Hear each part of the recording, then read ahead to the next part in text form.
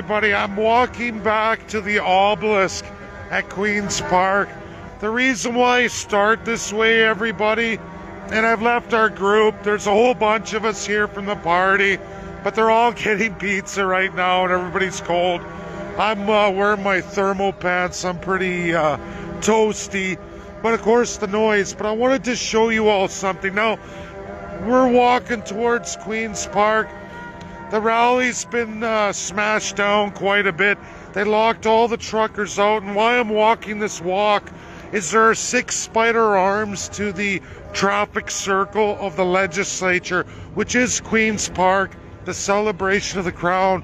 One of the worst is Toronto's legislature. The amount of crown empowerment all the way to lowlife King Edward VII and his empire over India. Even though India's got independence, that shouldn't even be celebrated in Canada, but apparently that's okay. It's Toronto, right? We see the same representation, worse, in the Parliament of Quebec. I'd love to take you all on a tour of that, but that's for a project I'm working on to just highlight just how bad it really is in Canada. So as you see the bus up here, I don't know if you guys can see that. I've already walked just down one of the arms, taking me into Queen's Park, which is the legislature. Every single one of the arms, back 6 blocks, blocked by buses. There is no way for any convoy to get in here. As you saw when I started the video, the horns, that's as far as the truckers can get. Any one of the arms, you're not able to get in. It was very difficult to get down here today, everybody. We had to cab, we had to bus. We were blocked in every kind of way to get here. And for those who know Toronto, it's pretty tough when they start closing subways. Cabs can't get you down. They've cut off routes. They've shut other areas. It was literally cab, then to subway, then to a bus, then to a cab, then to another subway. That brutal, everybody. They didn't want this to happen. Definitely not. And it's the empowerment and the idea that people are going to learn the crown and what that really truly means. We're seeing a big narrative. I was pretty happy today to see the narrative of the crown come to light. I saw that out of the Whistle Stop. Chris from the Whistle Stop, they're all starting to talk about it now, as it's paramount that we have to destroy the crown.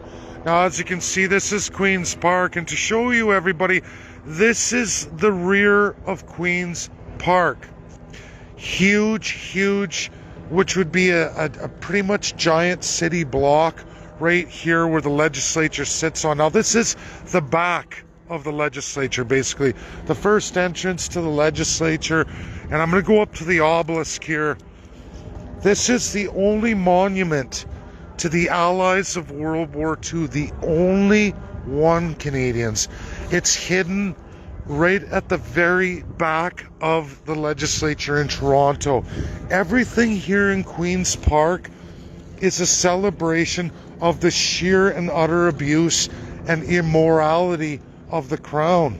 A crown that was put to an end in 1952, absolutely, but was dealt in 1941.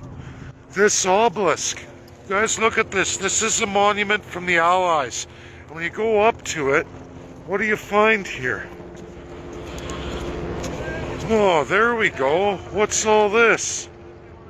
To the glorious memory of those who died and the undying honor of those who served, this monument is erected by their regiment, the 48th Highlanders of Canada, 1939 to 1945. This is the only celebration from World War II and the victorious Allies. This is all you get.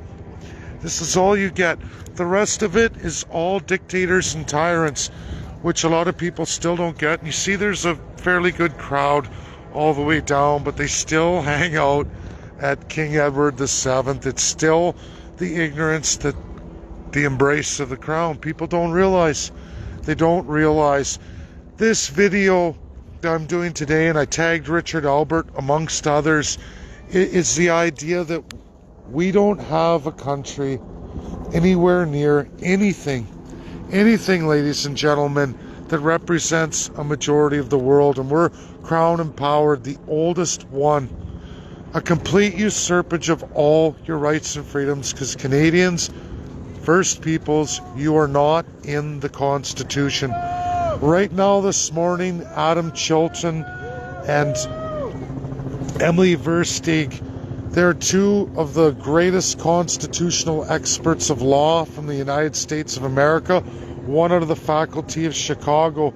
They did a 31-page paper written and finished back in December, free publication for anybody to download. It goes into the small c constitutionalism, a topic I've been pounding out for several years now on constitutionalism. And it's the problem of Canada and many other countries, not a whole lot. There's been 85 of these destroyed in the world.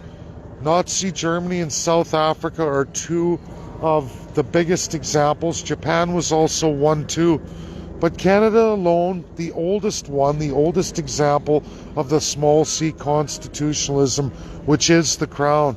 And it's that crown that makes this monument not worth a thing. Adam Chilton goes into the small c constitutionalism in a 31-page paper you can all download for free. Free intellectual property, where the United States academic world, the former Soviet academic world, is now starting to wrestle with what is Canada. And they're finding that Canada is absolutely the animal that was Nazi Germany, is absolutely the animal that was South Africa. That's the truth, ladies and gentlemen. And a lot of people blindly go forward, not believing that Canada could possibly be that, but we are. We're defined in our Constitution absolutely that way. The legal speak of Canada, the customary Crown law, the small c rules that only a divine class get over all of you, is absolutely cemented constitutionally. USA, for the first time in academic history, is dealing with that today as they watch this rally, and they are starting to get awoken to the reality of what is Canada. The one greatest thing of this rally, these convoys, is the promise that they shine the light on what Canada really is and what the problem is. All one has to do is come here to Queen's Park, where this, at the very back is the only monument to freedom. The rest of this massive property where the 1838 legislature in Toronto sits is covered in absolute tyrannical Crown customary law and everything it represents. Canadians blindly celebrate, champion and call for freedom as they hover again around King Edward VII, who promises none of it. An imperial dictator that destroyed India and all the freedoms the people would ever have. And it took until 1948 for them to get it back. That's an abomination, King Edward VII. Any Indian who comes here and comes by that monument, it's a slap in the face to World War II. It's a slap in the face to any independent Indian. And if you wonder where Jagmeet Singh and his brother and the issues they have in their home country, that monument tells you everything and why. Canadians have no idea the history. Nobody really understands this, but it's coming to light. This convoy has brought it to light, and people are starting to talk. The best thing is to see the academic community respond and have a clear path to addressing it. It won't be long before Canada's up on its due course to be transitioned, as was Nazi Germany, as was South Africa. It's only a matter of time, ladies and gentlemen. This is the truth we got to get out. It's what people got to understand. If you haven't downloaded the paper by Adam Chilton and Emily Versteeg, you got to do it. It's pretty powerful. Thanks, everybody. That's the Freedom Rally. Truckers locked out. Ford got on it early. They didn't want the crown power of this legislature in its narrative to be highlighted. They didn't want Russia. They didn't want USA knowing anything about it. Thanks, everybody. Bye now.